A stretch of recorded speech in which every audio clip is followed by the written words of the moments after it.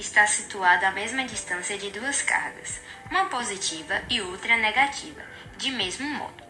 A opção que representa corretamente a direção e o sentido do campo elétrico criado por essas cargas no ponto P é. Então é o seguinte, nós temos duas cargas, uma positiva, que está aqui, e outra negativa. Ele quer saber a direção e o sentido do campo elétrico criado por essas cargas no ponto P. Então vamos supor que esse ponto P ele vai estar aqui. Campo elétrico positivo ele aponta para fora. Então a gente vai fazer um vetorzinho aqui. Já o campo elétrico negativo ele aponta para dentro. Era para esse maisinho ficar mais um pouco embaixo, mas não tem problema não. E ele quer saber, basicamente, qual é o vetor resultante aqui nesse ponto P. Então, a gente vai fechar isso daqui e vai fazer puxar o vetorzinho aqui no meio.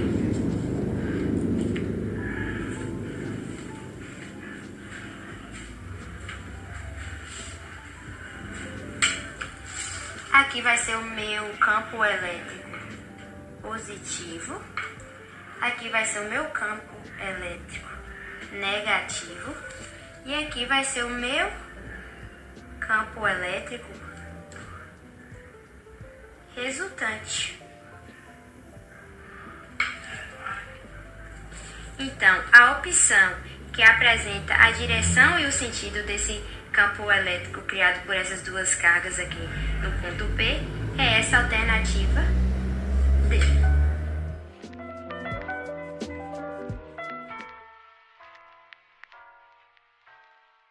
Professor, tudo bem? Então, dependendo do horário que o senhor estiver assistindo, bom dia, boa tarde ou boa noite. Meu nome é Ludmila Santos Alves, eu sou do 3º ano, turma B do curso de Agropecuária. E eu vou responder essa questão aqui, que é sobre o cálculo de força elétrica. O enunciado diz assim: duas cargas, denominadas A e B, possuem cargas elétricas de 5 microcoulombs. A distância que elas têm uma da outra equivale a 6 centímetros. Cabe ressaltar também que elas estão no vácuo. A partir dessas informações, determine a força elétrica entre essas duas cargas e se essa força é de repulsão ou atração. E aqui embaixo nós temos as alternativas, né? Que depois que nós fizermos o cálculo, nós vamos ver qual do resultado que a gente encontrou a partir do cálculo bate e se é de repulsão ou de atração. Letra A diz que é de repulsão e de intensidade 27 newtons. Letra B diz que é de atração e de intensidade 380 newtons. Letra C diz que é de repulsão e de intensidade 380 newtons. Letra D diz que é de repulsão e de intensidade 81 newtons. E letra E diz que é de atração e intensidade de 180 newtons. Vamos lá para a resolução. Bom, uma explicação breve sobre a questão é que nós estamos falando sobre duas cargas A e B. Então, nós temos aqui carga A e carga B. Elas estão distantes uma da outra por 6 centímetros. E suas cargas elétricas equivalem a 5 microcoulombs, tanto para B quanto para A. Pronto. A partir disso, quais são as outras informações que nós temos e como que esses números eles vão ficar na fórmula, né? Como que eles vão ser dispostos na fórmula. Primeira informação que nós temos também no enunciado é que essas cargas elas estão no vácuo. Ou seja, isso quer dizer que o nosso Q0, que é a nossa constante eletrostática, ela vai equivaler a 9 vezes 10 elevada a 9 newtons por metro ao quadrado dividido por clube ao quadrado. Como nossas cargas são iguais, são de mesmo peso, de mesmo sinal, isso quer dizer que Q1 vai ser exatamente igual a Q2. E esses Q1 e Q2 vai equivaler a 5 microcoulombs. Só que quando nós vamos colocar na fórmula, não vai ficar 5 microcoulombs, você tem que colocar ele em forma de notação científica. Como assim? Vamos repetir esses 5. E quanto equivale 1 microcoulomb? Ele vai equivaler a 10 elevado a menos 6. 1 microcoulomb equivale a 10 a menos 6. A nossa distância, ela equivale a 6 centímetros. Mas nós não podemos colocar 6 centímetros. Por quê? Nesse cálculo, só são admitidos os valores de distância, eles sendo colocados em metros. 6 dividido por 100. Sempre que for transformar em metros, dividir o número por 100. Isso vai ficar como? 6 dividido por 100 vai ser equivalente a 0,06. Então, aqui vai ficar 0,06. Só que nós não vamos colocar esse número assim. Nós temos que transformar ele em notação científica. Converter ele para notação científica. Então, ele vai ficar 6. Ou seja, essa vírgula que tá aqui, ela vai passar para cá. Então, ela vai andar 2 casas. Então, vai ser 6 vezes 10 elevado a 2. Só que esse expoente não vai ser um 2 positivo, porque nós caminhamos com essa vírgula para a direita. E quando isso acontece, o expoente ele vai ficar negativo. Pronto, vai ser isso que nós vamos colocar. Q0 vai equivaler a 9 vezes 10 a nona. Q1 e Q2 vai ser igual a 5 vezes 10 a menos 6. E a distância vai ser igual a 6 vezes 10 a menos 2. Agora nós vamos para a resolução mesmo em si. Nossa fórmula ela vai ser força, que é igual a Q0 vezes Q1 vezes Q2, dividido por T ao quadrado. Agora vamos distribuir essas informações aqui nessa fórmula. Então, 9 vezes 10 a nona, vezes Q1 e Q2 vai ser igual a 5 vezes 10 a menos 6. E a distância vai ser igual, eu vou abrir um parênteses, porque aqui vai ficar 6 vezes 10 menos 2, tudo isso elevado a 2 da fórmula, né? E agora, o que é que nós vamos fazer? Nós vamos repetir esse F aqui da força, e nós vamos simplesmente multiplicar o 9, o 5 e o 5. Então, vai ficar assim.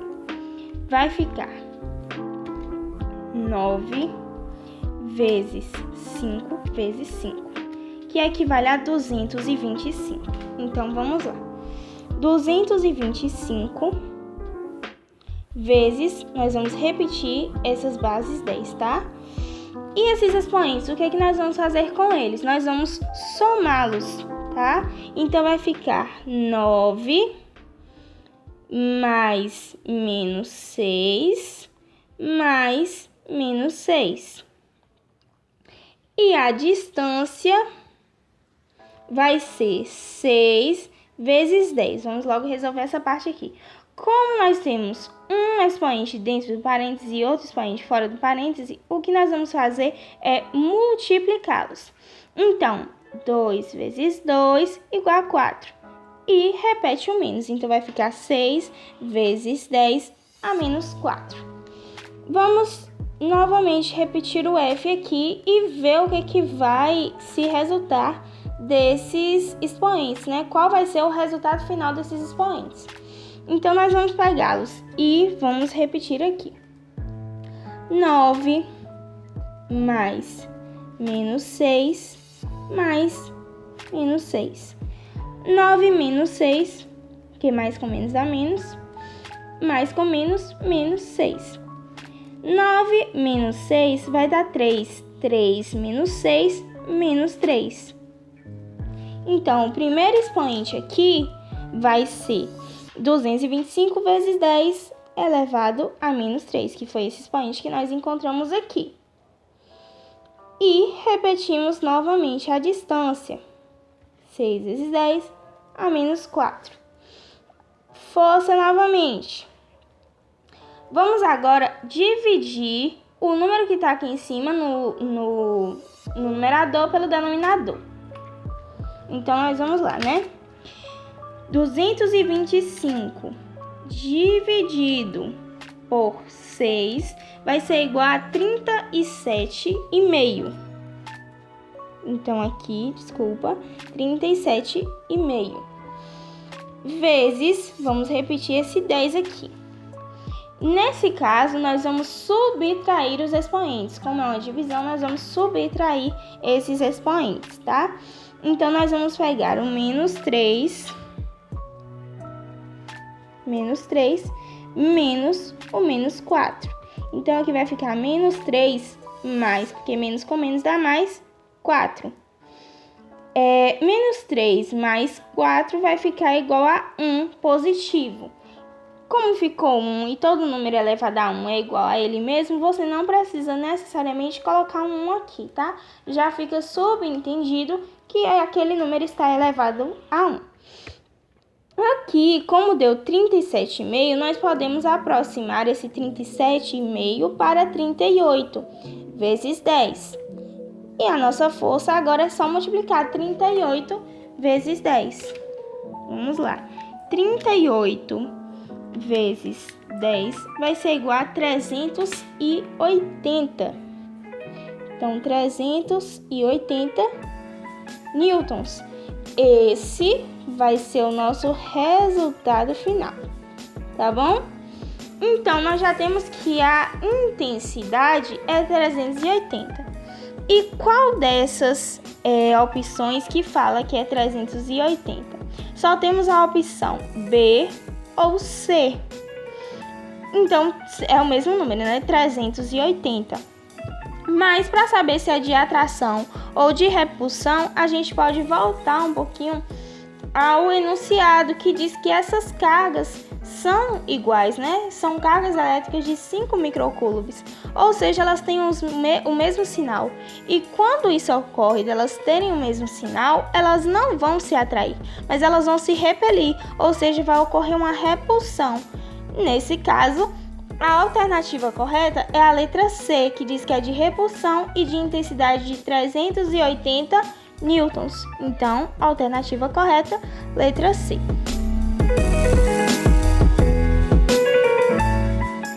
E aí, galerinha do YouTube, hoje iremos resolver uma questão sobre a lei de Coulomb, que é a seguinte: de acordo com a lei de Coulomb, assinale a alternativa correta.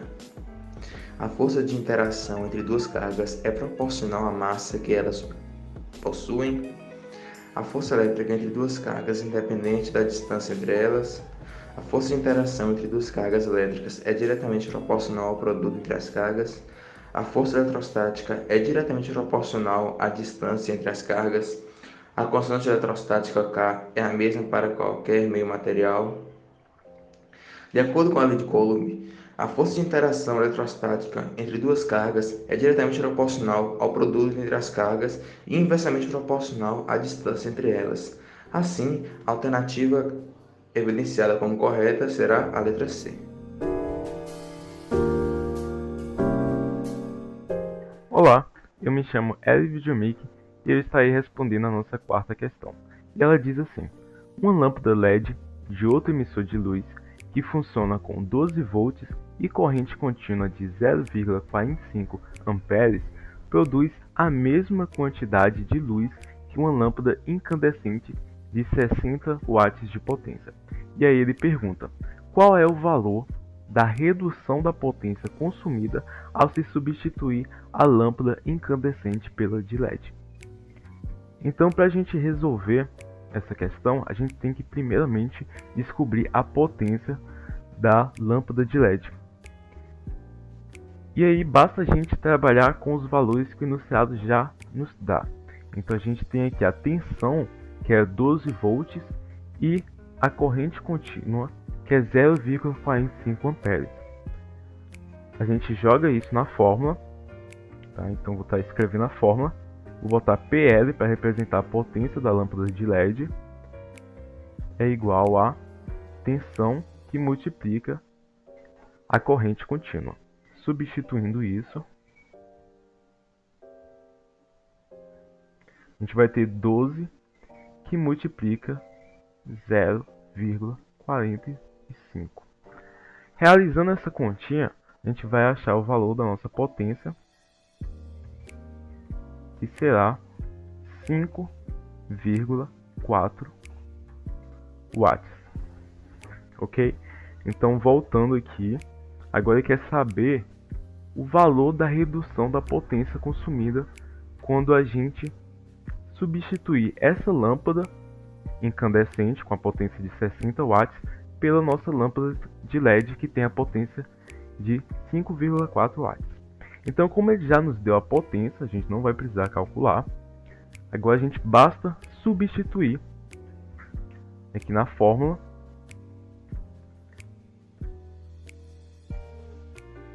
Tá, eu botei PR, que vai ser a nossa potência reduzida, que é o que ele quer saber.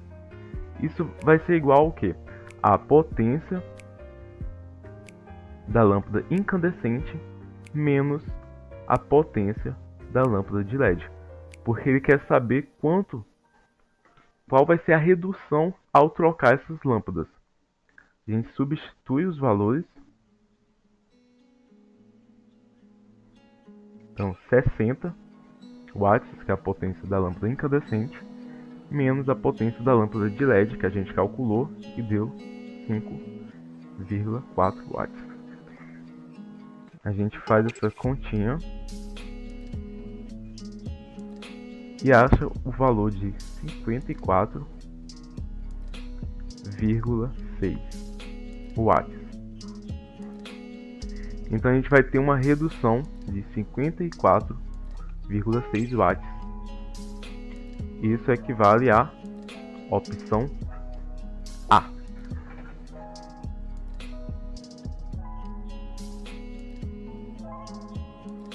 Olá, gente! Eu irei ler o enunciado dessa questão de eletrostática junto com vocês. Logo em seguida, partiremos para a resolução da letra A e da letra B. Uma pequena esfera condutora A, de raio 2 cm, maciça, eletrizada com carga menos 4 microcoulombs, está no interior de uma casca esférica metálica B, de raio 6 cm e eletrizada com carga mais 16 microcoulombs, que com fio isolante que passa por um pequeno orifício, permite descer a esfera A até que ela encoste na casca esférica de B. E aí na letra A, pergunta o seguinte: pergunta quais são as cargas finais de cada esfera após a realização desse contato interno, e na letra B pergunta se o contato ele tivesse ocorrido externamente, quais seriam as cargas finais adquiridas por cada esfera. Após a realização do contato interno, como já vimos anteriormente, esse contato interno ele se dará através da permissão que o fio isolante ele dará para a esfera A, para que ela consiga descer até encostar na casca esférica metálica de B. E aí, nós colocamos esse fiozinho para simbolizar hipoteticamente a descida de A até que ela realize esse contato interno com B. Como já vimos também no enunciado, a esfera A ela está com carga elétrica de menos 4 microcoulombs e que a esfera B ela está com carga elétrica de mais 16 microcoulombs. Bom, de acordo com os estudos realizados na eletrostática, é tendência das cargas elas se distribuírem uniformemente por toda a superfície externa do sistema, fazendo com que o seu centro fique neutro, com que a sua carga total seja igual a zero. E nesse caso, a situação ela não será diferente.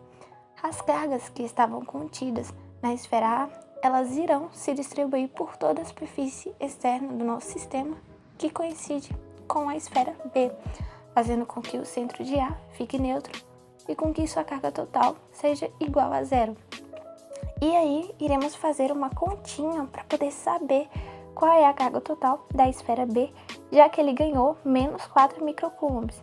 Nesse caso, QT, que significa carga total, é igual a menos 4 microcoulombs, que era da esfera A, mais 16 microcoulombs, que era da esfera B, fazendo com que a carga total seja igual a mais 12 microcoulombs. Então, a carga total de A é igual a 0 e a carga total de B é mais 16 microcoulombs nesse contato interno. Então, gente, agora nós iremos partir para a resolução da letra B, que, como vimos anteriormente, a letra B ela quer saber qual será o valor das cargas finais adquiridas por cada esfera após a realização do contato externo. É importante ressaltar que no contato externo, as cargas elas irão se dividir proporcionalmente ao raio. Como vimos no enunciado, o raio de B equivale a 6 centímetros e o raio de A equivale a 2 centímetros. Desse modo, é evidente que o raio de B é 3 vezes o raio de A, e a distribuição das cargas ela se dará da mesma maneira, já que elas se distribuem proporcionalmente ao raio. Desse modo, nós iremos adquirir o valor da carga x para A e o valor da carga 3x para B. Para achar o valor de x, nós iremos utilizar o princípio básico da conservação das cargas, onde QA mais QB antes deve ser igual a QA mais QB depois. O valor de QA mais QB antes é exatamente o valor atual das cargas, que no caso é menos 4 microcoulombs mais 16 microcoulombs. Realizamos a somatória e achamos que o valor de QA mais QB antes é igual a 12 microcoulombs. O valor de QA mais QB depois é a soma de x mais 3x, que é exatamente 4x. Realizamos a divisão, 12 microcoulombs sobre 4. Isso tudo deve ser igual a x. Chegamos então ao resultado e x é igual a mais 3 microcoulombs. O valor das cargas finais de cada esfera é exatamente esfera A mais 3 microcoulombs e esfera B 9 microcoulombs.